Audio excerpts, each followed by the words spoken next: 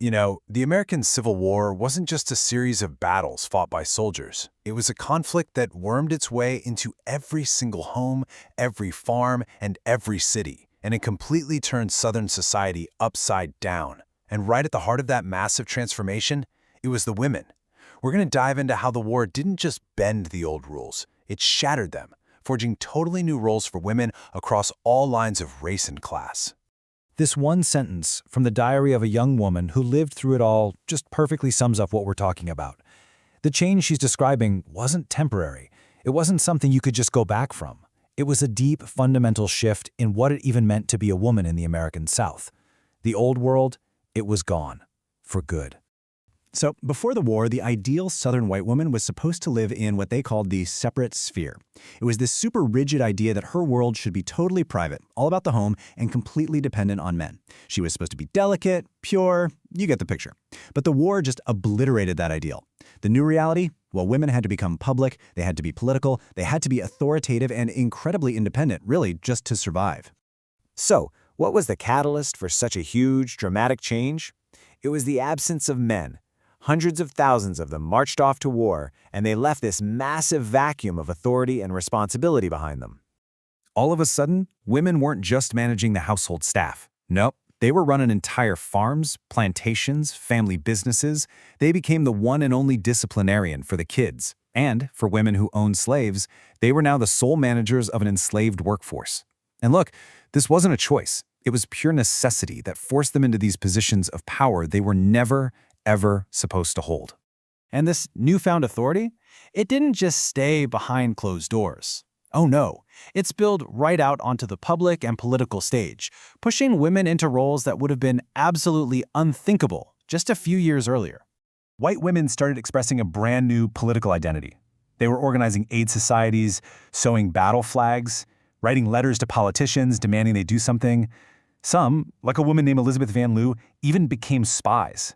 And others took the most extreme step you can imagine, disguising themselves as men so they could go and fight. These were public, patriotic acts that just completely shattered all the pre-war rules. But we have to stop and ask a really crucial question here. While many white women were showing their patriotism for the Confederacy, what did patriotism even look like for enslaved women? They were being forced to support a government that was keeping them in chains.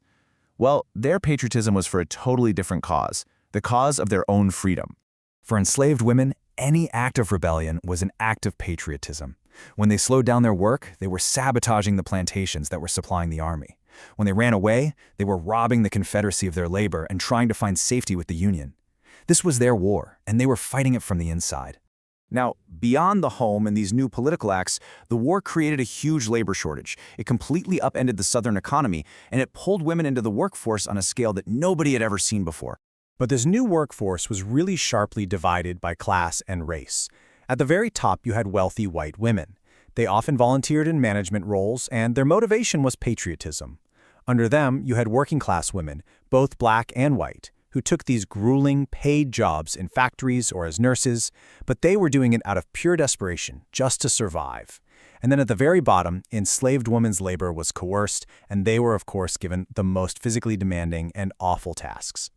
Nursing is such a perfect example of this. Thousands of women entered the absolutely gruesome world of military hospitals. They saw things, scenes of unbelievable suffering that just shattered that old stereotype of the delicate woman. They proved how resilient and emotionally tough they were, even when faced with unimaginable horror. And some women didn't just participate, they led. Take Sally Tompkins. She founded and ran a hospital in Richmond, and she did it so well that it had the lowest death rate of any military hospital in the entire war.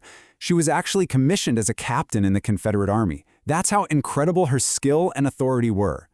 And the opportunities went way beyond medicine. For the first time ever, respectable paid jobs opened up for women in government offices and factories, especially in Richmond, the Confederate capital. They were signing currency, sewing uniforms, making ammunition. These were vital jobs that were keeping the whole war machine running. But as the war dragged on and on, patriotism and even a steady paycheck weren't enough to fight off starvation. The support of many Southern women was about to hit its breaking point, and the consequences, well, they were going to be explosive.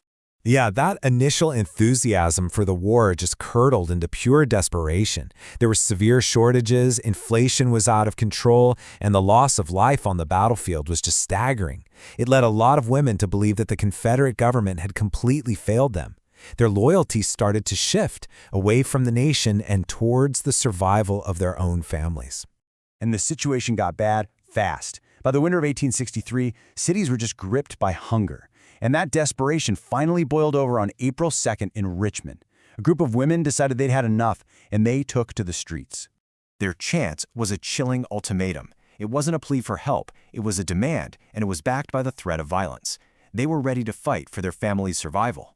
And we're not talking about a small protest here. This was hundreds of women, armed with knives, with axes, with desperation, and they marched on the governor's mansion and looted shops for food. The Richmond bread riot sent a shockwave through the Confederacy and sparked similar protests all over the South. It was a direct political act, a terrifying message sent by this new public woman, that the home front was collapsing from the inside out. And it actually forced the government to create a welfare system, not out of compassion, but to try and keep order. The Confederacy would eventually fall, of course, but the social revolution it had accidentally started, that couldn't be undone. Southern women would never, ever be the same. The war proved beyond a shadow of a doubt that women could manage, they could work, and they could lead in a world without men. That old idea of separate spheres was broken for good. And for millions of newly freed black women, the end of the war meant the beginning of a whole new struggle. The struggle to build lives and families on their own terms. But what's so fascinating is that in the decades after the war, this revolution was pretty much forgotten. This lost cause narrative, this romanticized version of the Old South and the Confederacy, it pushed an image of that delicate pre-war Southern belle, and it deliberately ignored the strength, the resilience, and the rebellion that had actually defined women's real wartime experience. Which leaves us with one last big question. The Civil War proved what women were capable of, completely transforming their role in society in just 4 short years. So why was a society that saw this happen with its own eyes so determined to erase it from memory? Now that's a question about how we choose to remember our history, and maybe more importantly, what we choose to forget.